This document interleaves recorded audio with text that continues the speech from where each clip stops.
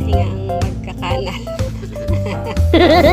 Kailangan kasi kanalan kasi sobrang dami na tubig.